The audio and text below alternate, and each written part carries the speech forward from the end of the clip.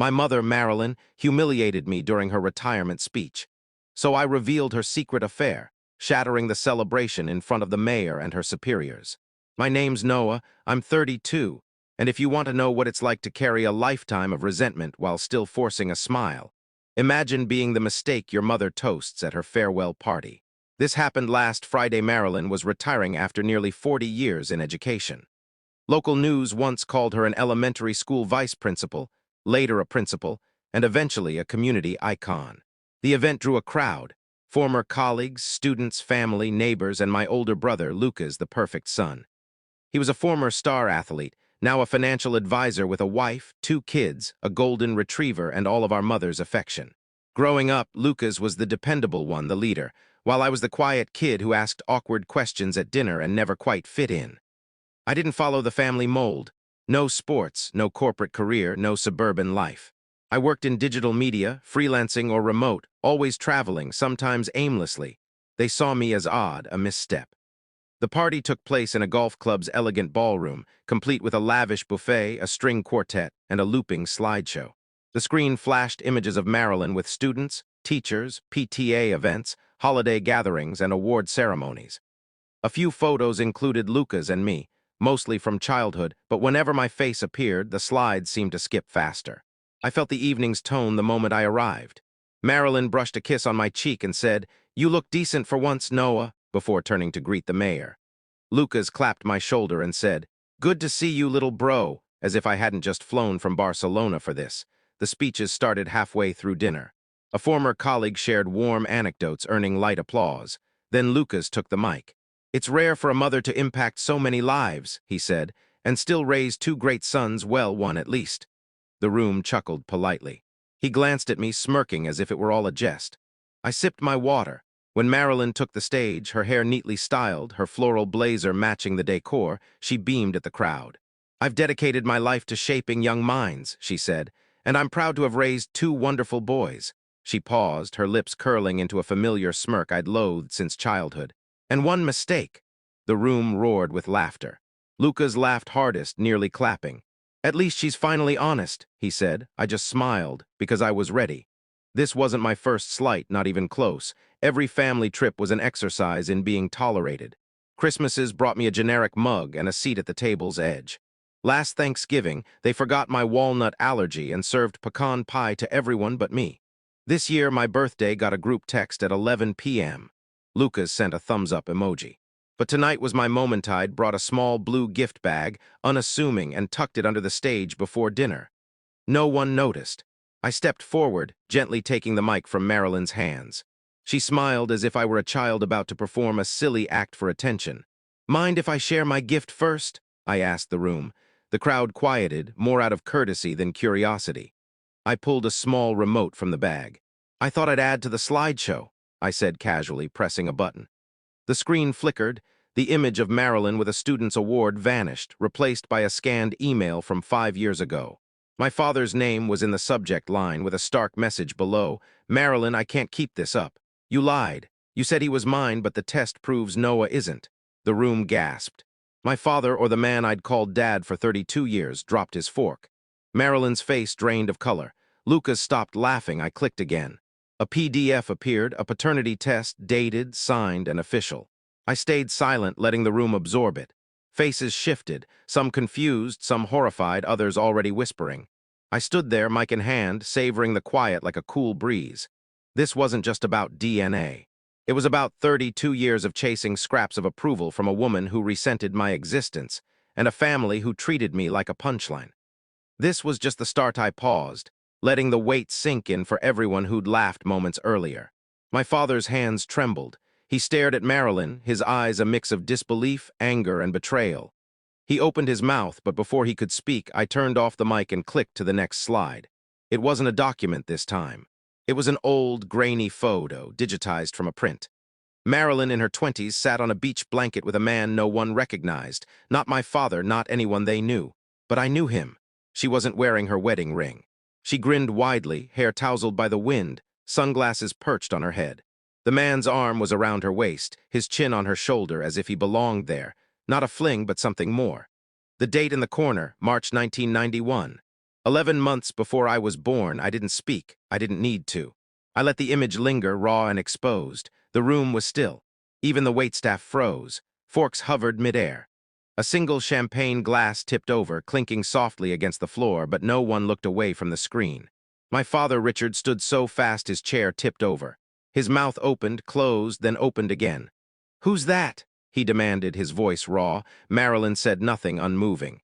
Richard stepped closer, staring at the photo like it was a specter. "Marilyn, who is that man?" Still, she was silent, so I spoke, calm and clear. "His name was Eric, a substitute teacher at her school for a semester. They stayed in touch. She told him I was his, then she told you I was yours." Richard's head snapped toward me, pain flashing across his face. "How do you know this?" I pulled a folded letter from my jacket. "He wrote this to her in 2001.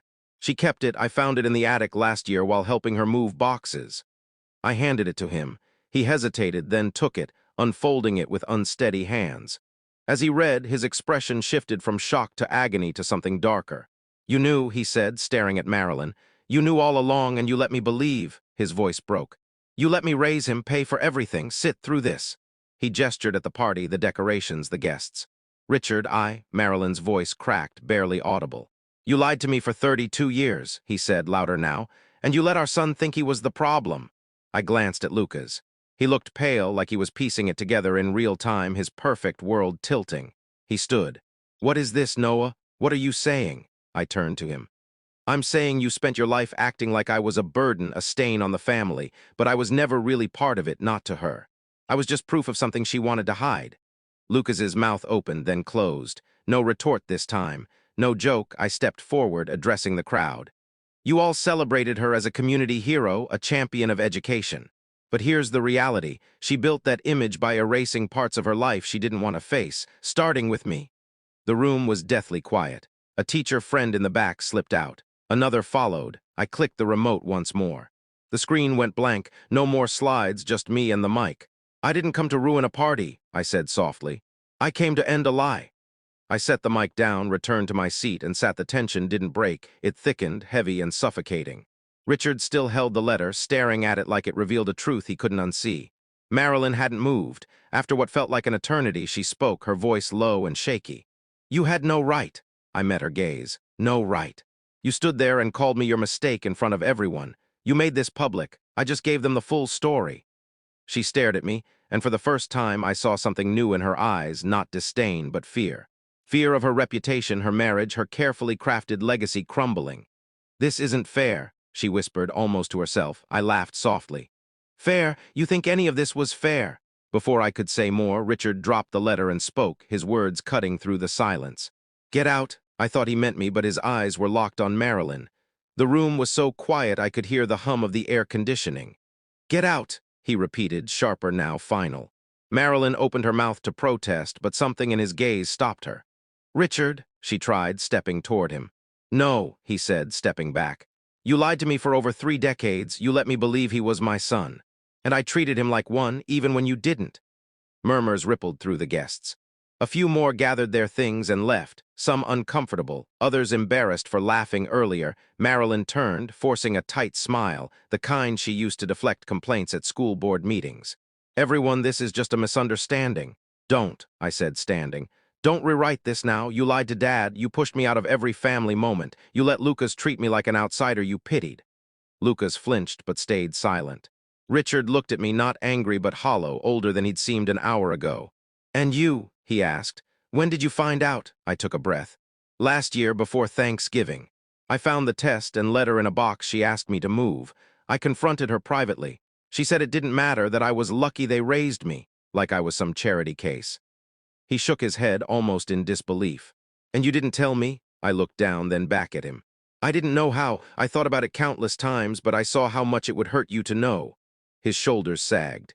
"It hurt anyway," he said softly. My throat tightened, but I held his gaze. Across the room, Lucas straightened, pointing at me. "You planned this. You waited for her retirement to drop this. You wanted to humiliate her." I turned to him.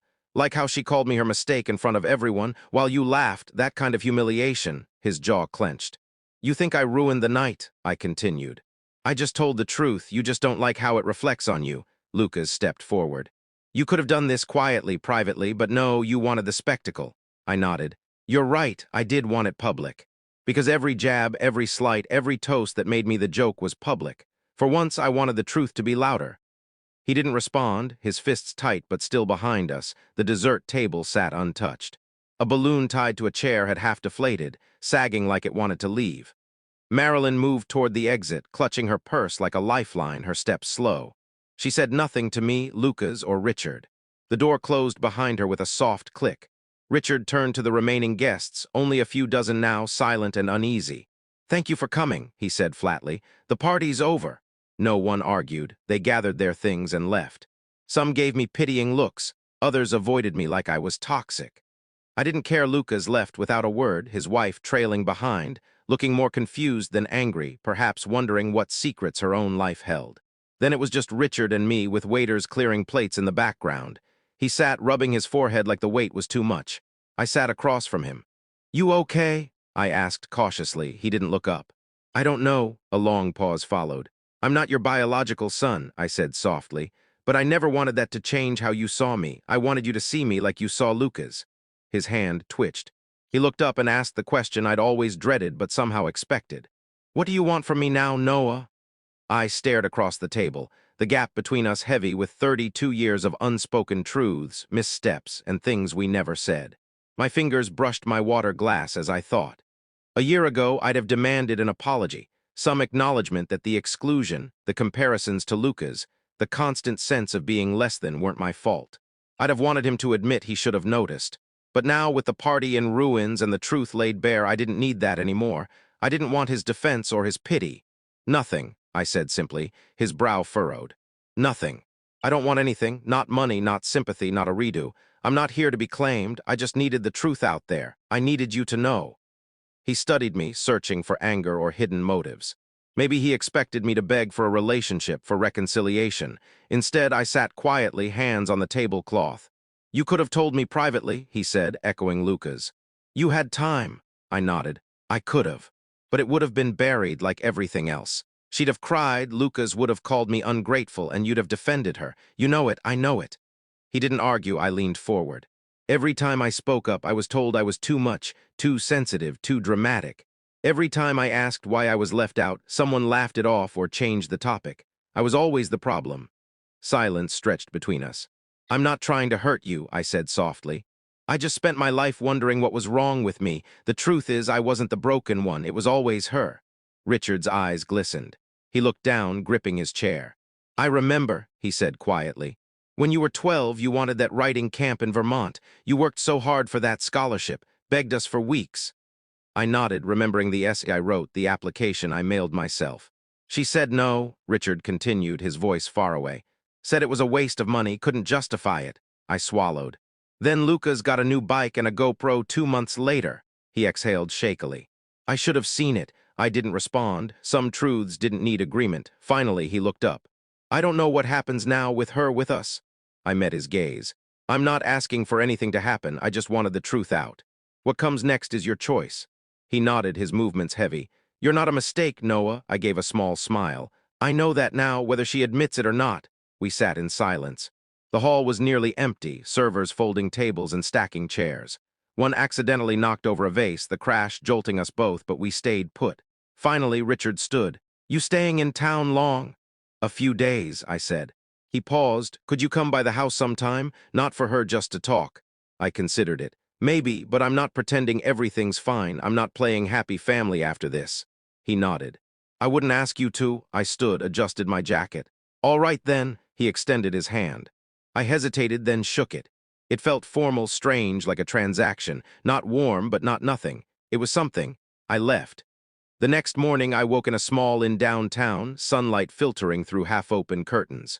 My phone was flooded with notifications, texts from party guests, some claiming support, others asking if I was okay. I ignored most. One stood out from Richard. I started packing her things. "I don't know what I'm doing yet, but I believe you. I'm sorry it took so long." I didn't reply immediately. I set the phone down, looked out the window, and exhaled. For the first time in years, I felt calm. Not victorious, just still. That afternoon, I walked to the old park where I'd played as a kid, usually alone because Lucas didn't want me tagging along.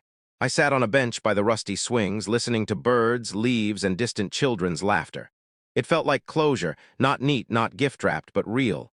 The truth was out. They couldn't pretend anymore. Days later, I flew back to Spain. As the plane climbed, I thought about how strange families are, how blood, names, and old photos don't always mean connection. Sometimes they're just a shared past, and if ignored, that past festers like forgotten boxes in an attic. I never heard from Marilyn again. A cousin later told me she'd moved to Arizona with her sister, spinning a new story, claiming I'd fabricated everything. She held onto her pride, as always. Lucas sent one brief email, something about wishing things had been different. I didn't reply, but Richard kept in touch, first with emails, then calls. No grand reunions, no tearful breakthroughs, just small steps. A quiet understanding grew, not the father-son bond of duty or tradition, but something honest, built on respect, and a shared truth we couldn't quite name. It wasn't perfect, but it was enough. Sometimes that's all there is.